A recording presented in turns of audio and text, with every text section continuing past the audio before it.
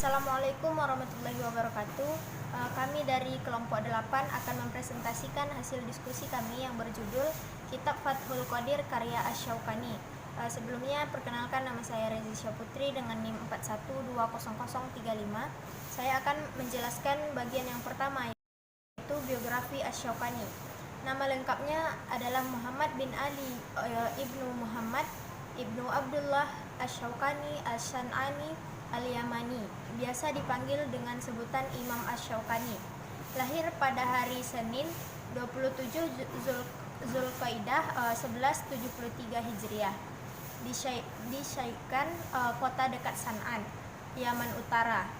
Meninggal pada hari Rabu 27 Jumadil Akhir 1250 Hijriah. Asy-Syaukani dibesarkan oleh ayahnya, yaitu Ali Asy-Syaukani, yang pernah menjabat sebagai hakim di Yaman selama 40 tahun. Sebelum mencapai usia 10 tahun, ia telah mempelajari dan menghafal Al-Quran. Dalam usia tersebut menjadi acuan awal belajarnya. Kemudian Asy-Syaukani pindah ke ibu kota San'an untuk menimba ilmu dari para ulama. Imam Asy-Syaukani mendalami ilmu hadis, tafsir, dan mustalah hadis kepada Abdul Qadir Ibnu Ahmad. Beliau adalah seorang alim dan mujtahid mutlak pada masanya. Beliau juga pernah berguru kepada Ibnu Mutahhir Al-Qabili dan Imam As-San'ani rahimahullah. Dari Imam As-San'ani, Asy-Syaukani mendapat ilmu yang berlimpah, mengikuti konsepnya dan meneliti metodenya, sehingga ia menjadi salah seorang murid unggulannya. Lalu hubungan Asy-Syaukani dengan Syiah Zaidiyah. Hubungan Asy-Syaukani dengan Syiah Zaidiyah bisa dikatakan sangat erat, karena Asy-Syaukani sejak kecil telah diarahkan oleh ayahnya untuk menjadi seorang ulama yang Zaidi. Beberapa pedoman penting mazhab Syiah Zaidiyah telah diajarkan kepada putranya. Akan tetapi Asy-Syaukani juga mempelajari beberapa buku di luar pedoman mazhab Zaidi. Disebutkan bahwa Asy-Syaukani mempelajari kitab usul fikih Asy-Syafi'i, syarah Jami' al-Jawami karya Jalal ad-Din al-Mahili, bimbingan Al-Hasan ibnu Ismail al-Maghribi. Ia juga belajar kitab hadis Hukum Bulughul Maram karya Ibnu Hajar al-Asqalani, dan masih banyak lagi kitab-kitab sunni yang dilalap habis oleh Asy-Syaukani, baik melalui pengajaran gurunya maupun yang dibaca secara otodidak. Ini menjadi salah satu keunikan dari mufassir itu sendiri, bahwa Asy-Syaukani memiliki pendapat yang lebih luas dibandingkan dengan ulama Syiah yang lain. Bahkan kebanyakan dari mereka lebih jumud atau taklid dan menolak mempelajari kitab-kitab karangan ulama Sunni. Maka menarik untuk diteliti berkaitan dengan kecenderungan teologisnya tersebut. Dalam usul fikih Syiah Zaidiyah juga tidak banyak berbeda dengan mazhab-mazhab Sunni. Dalam hukum yang menjadi dasar Zaidi ada empat, yakni Al-Quran, Sunnah, Maslahah Mursalah, dan Istihsan. Namun ketika tidak ada dalil syara' sebagai landasan dalam menetapkan suatu hukum, maka mereka menggunakan dalil akal dengan mengarahkan penalaran kepada illah hukum dan maqasid al-ammah li asyara', atau yang artinya tujuan utama syariat. Kemudian dalam bidang fikih, mazhab Zaidiyah lebih dekat kepada mazhab Ahlus Sunnah daripada mazhab fikih Syiah. Tegasnya bahwa diakui bahwa fikih Zaidi sebagai bentuk fikih yang memiliki bentuk tersendiri, namun tidak jauh berbeda dengan fikih mazhab yang empat. Assalamualaikum warahmatullahi wabarakatuh. Perkenalkan, nama saya Irsal dengan NIM 41200012. Baik, saya akan membacakan materi selanjutnya, yaitu motivasi dan latar belakang penulisan tafsir. Karya tafsir Asy-Syaukani menggunakan konvergensi antara riwayah dan dirayah. Kebanyakan para mufassir hanya menggunakan metode penafsiran yang berkisar pada bahasa Arab saja, seperti ilmu balaghah, bayan dan badiahnya, sehingga dirasa kurang memberikan petunjuk yang banyak kepada orang yang tidak paham bahasa Arab.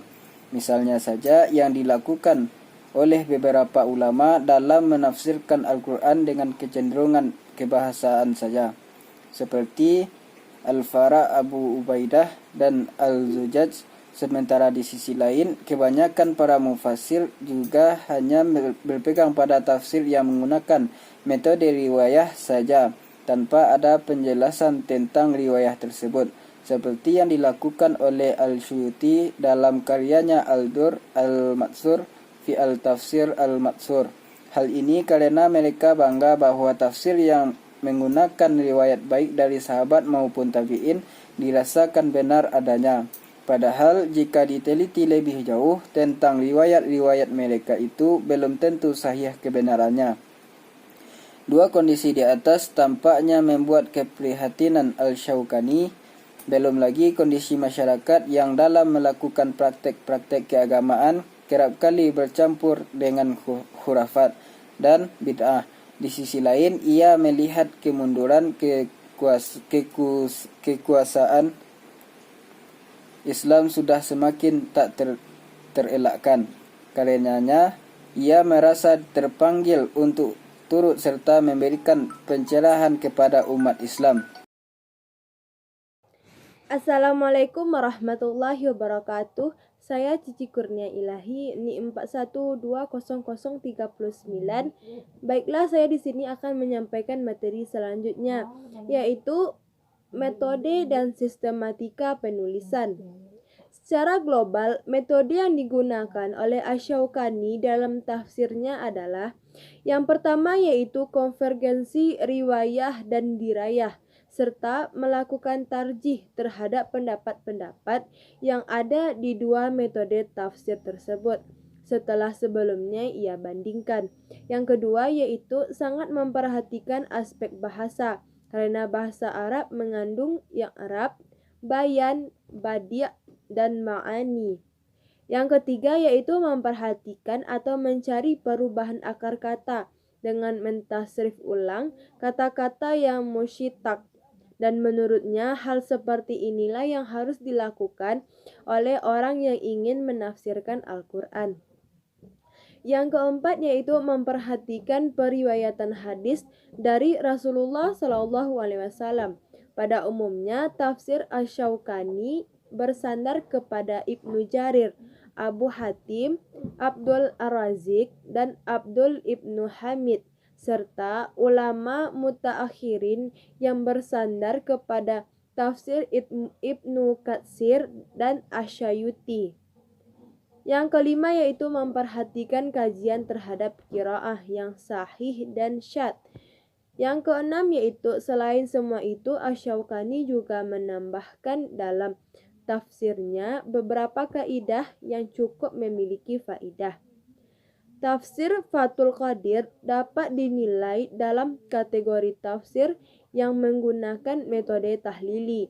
Kemudian mengenai kemasan tafsir Fathul Al-Qadir, Asy-Syaukani dalam menulis tafsirnya terkemas dalam 5 jilid besar yang menggunakan sistematika mushafi, yakni sistematika yang didasarkan pada tertib susunan ayat-ayat Al-Quran dan sumber penafsirannya.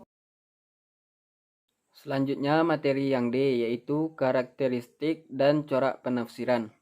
Tafsir Fathul Al-Qadir merupakan salah satu sumber utama dan menjadi referensi penting, dikarenakan tafsir ini menggabungkan antara riwayah dan dirayah.